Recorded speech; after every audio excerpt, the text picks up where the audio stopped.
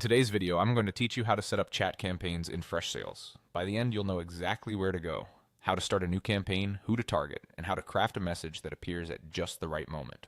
First, let's get to the right place. Open Freshsales and head to Settings. This is the control center where all your configuration lives. Look for chat campaigns. If your account uses the FreshChat integration, you might simply see an option labeled Chat. Either way, you're in the right spot when you find the area dedicated to creating and managing chat campaigns. Next, start a fresh one by clicking the plus icon or the button labeled New Campaign. This opens your campaign setup. Give your campaign a clear internal name you'll recognize later, like Pricing Page Nudge or Welcome New Visitors.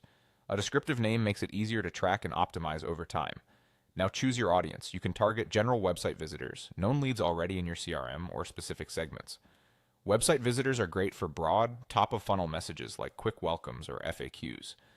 Leads are best if you want to speak to people you already know something about, such as those who filled out a form.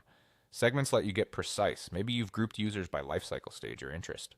The tighter your audience, the more relevant your message can be. With the audience set, it's time to create your message. Keep it short, friendly, and action-oriented. Introduce yourself or your brand, explain the value, and offer a simple next step. For example, on a pricing page, you might say, "Hi there, can I help you choose the right plan?"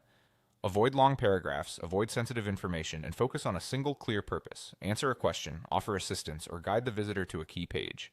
Finally, decide when the message should appear using triggers. Two reliable options are page visit and time delay.